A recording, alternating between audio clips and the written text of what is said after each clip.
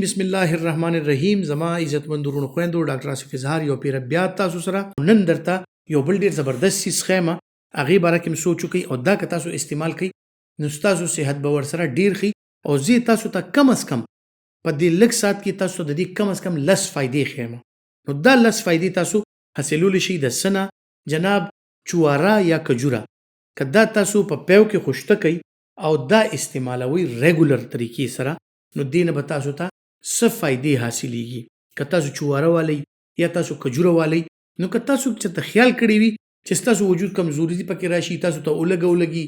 یا تاسو چې کم د ستړي ستومانه شي او یو دوه کجوره یا یو دوه چوارې مخوري نو एकदम تاسو دا وجود داسې تر او تازه شي ته به یې کله که اوس د خوب را پاسې دم خډیر خوب مې کړی دی او خطر او تازه شوم بیا په خپل کار باندې ورمنډه کی او بیا خپل کار شروع کی خو زبردست طریقې سره. نو که تاسو وګورئ په دې کجوره کې او په چواره کې خاص کر دې کې الله تعالی ډیره زیاته انرژي اخلي دې کې ډیر زیات سيزونه دي. په دې کې کیلشیم شته، په دې کې وټامین ډي شته، په دې کې مګنیشیم شته، په دې کې پوتاشیم شته، په دې کې کاپر شته.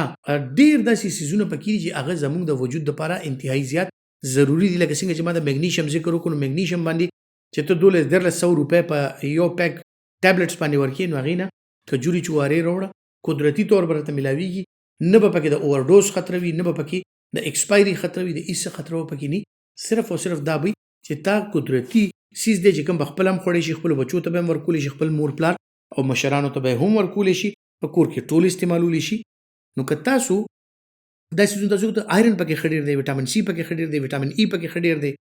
دا په یو کجوره کې مینرالز پکې خډیر دي یعنی نمکيات. نو که دا تاسو استعمالوي دي سره تاسو ته زم چې څه فائدې حاصلې دي شي. کدا تاسو پیو کې خوشته کوي شودو کې خوشته کوي ټول شپه پرې دي سر را پاسي په نهر باندې دا کجوري او چواري او خوري بیا ور پاسي هغه پې ګوټ کی نو د پې یا د شودو چې کم طاقت ته چې کم د دنیا کې د څو کم انکار نشي کولای چې څومره طاقتور سیز دي او څومره زبردست سیز دي هغه هم تاسو ته حاصل شي او بیا د کجوري یا د چواري چې کم هغه دغه دي فائدې دي ام پکې تاسو ته راشي. نو ذکر کو تاسو ته چې لس فائدې به ته بیانوم دا هغه لس فائدو ذکر کو چې کم د پیو او د کجورو دي. جناب د ټولو نومبه کله چې وینه کم وي څنګه چې موج په دې کې آیرن شته دي کې وټامین سی شته وینه خډيره خ زبردست جوړيږي. فایبر پکې خډیر دی نو که چاته د هاضمي مسلې وي د قبض مسلې وي د خېټې خوږ مسلې وي او سره ډېر زیاتې خشي. بل دې کې څنګه چې موج مګنیشیم شته کیلشیم شته وټامین ډي شته دغه درې سيزونه ستاسو د پټو لپاره ستاسو د اډوکو لپاره دا ډېر زیات ضروری دي. نو د اډوکو او د پټو صحت دې سره ډېر خینو کا د چا ملاکی دردونی د چا پټو کې دردونی د چا ګوډي خوږيږي هغه خلک کله دې استعمال کوي نو دې دردونه نه به خلاص وي. څنګه چې درته ما ویل چې په دې کې انټي اکسیډنټ دی نو دا انټي اکسیډنټ مختلف بیماریانو کې زموږ وجود کمزوري کیږي فری ریډیکلز جوړيږي نو انټي اکسیډنټ که تاسو ته ملاويږي بیماریانی به تاسو ته سنوي تاسو وجود کې به کمزورتیا ناراضي. پروتینز پکې شته پیو کې مشته کجوره کې مشته نو که دا پروتینز تاسو ته راځي او دې پروتین سره د بی کمپلیکس هم راځي دې سره د وټامین سی هم راځي نو تاسو امیونټي یعنی مدافعتي نظام دا ورسره دونه خوي چې تاسو به بیماری غینه. دا کم خلک چې اکثر صحتمند وي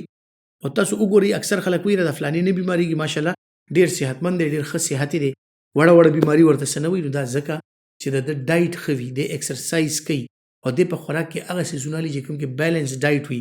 کوم کې کاربوهایډریټس کم وي خواږه پکې کم وي چربي پکې کم وي پروتینز پکې زیات وي منرال پکې زیات وي وایټامین پکې زیات وي نو کوم دا خوراکونه تاسو هم کوي نو یقیني طور چې بل به دا مثال ورکړي چې تاسو صحت چې کوم دی ماشاءالله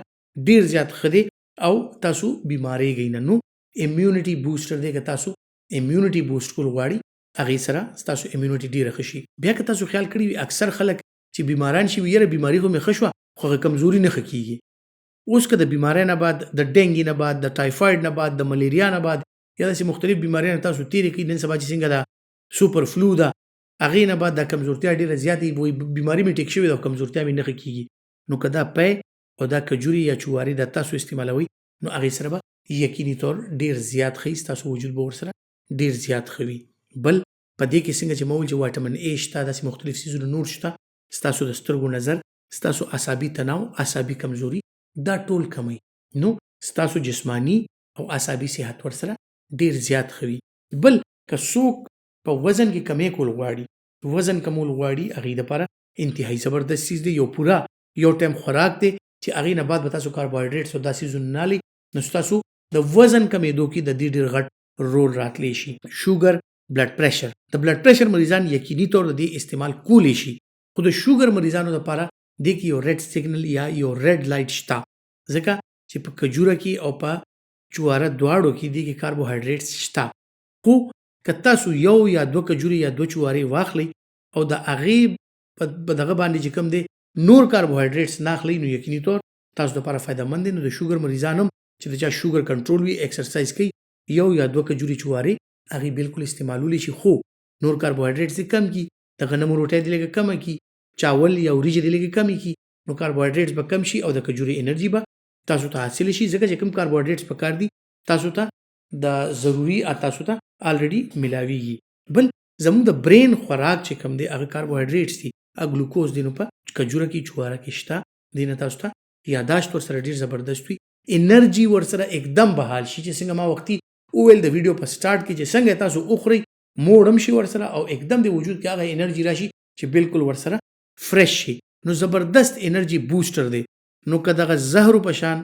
د انرژي ډرینکس اخلي، خصوصا زموږ د ځوانان چې نن سبا یو ټرند دی چې دا سور او شین او زیړ دا کینونه نیولي او جوی دا انرژي ډرینک دی، یو فیشن هم ته جوړ دی او خپل ګردې او خپل جګر تباه کې، نو دې نه ښه ده چې لږ شان پیو کې کیلا ملک شیک جوړ کا، کجوره ورسره واچو، چوارې ورسره واچو، دا پیو کې خوشته کا، دا اوس کا د دې نه ښه انرژي ډرینک په دې دنیا کې کیدی نشي.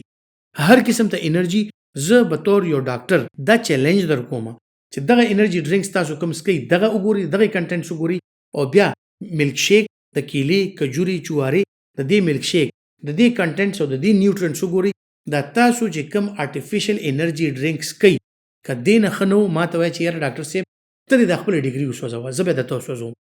ځکه چې الله تعالی کوم څیز جوړ کړی دی او دا انسان دله بیا د آرټیفیشل کوم شی نه جوړوي، نو دې کې د ځمکې د اسمان فرق دی.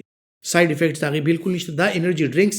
تاسو په هر لیول باندې وګورئ، په هر یو څیز باندې په دغه انرژي ډرینکس باندې لیکلي چې بچوں کے پینے کے لیے نہیں ہے، یعنی د 1400 کالو نه کم انساني کس کی هغه دپاره دا ټیک نه دی. ولې ټیک نه دی؟ ځکه چې دا جګر تباه کوي، دا ګرده تباه کوي. څنګه چې د 1400 کالو نه کم ماشوم له ټیک نه دی، داسې د 1400 کالو نه لوی انسان دپاره هم ټیک نه دی.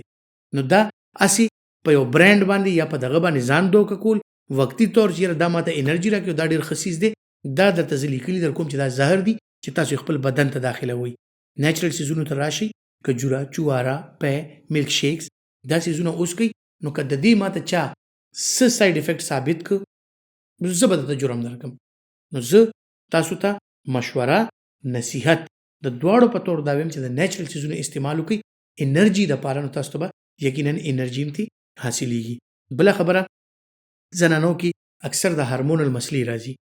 بیماری ګډه وډه شوله، ماهواري ګډه وډه شوله، وزن زیات شو، وزن کم شولو، ویښته پرېوتل شو، ټیک شو، داسې مختلف قسم مسلې. نو که تاسو دغه د کجوري او چوارې پیو سره استعمال کوئ، نو د سر ویښته نه واله خپې نوکه پورې ستاسو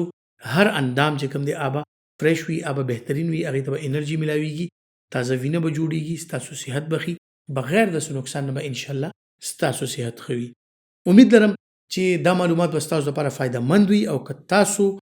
ګڼئ چې دا فایده مند دي، نو دا معلومات نورو سره هم شیر کړئ. خپل ډېر خیال ساتئ.